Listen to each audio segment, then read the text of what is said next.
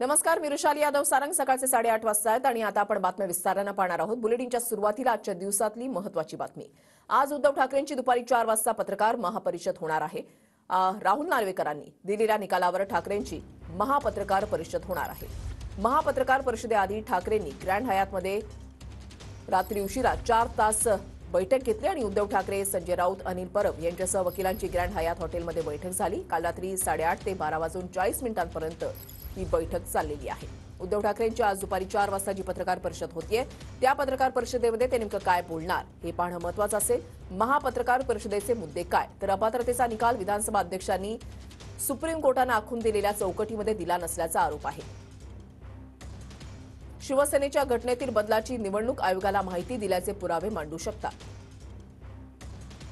पक्षप्रमुख म्हणून उद्धव ठाकरेंच्या 2013 साली झालेल्या निवडीचे दाखले देऊ शकतात. 2013 मध्ये राहुल नार्वेकर पक्षप्रमुख निवडीवेळी उपस्थित असल्याचा पुरावा देऊ शकतात.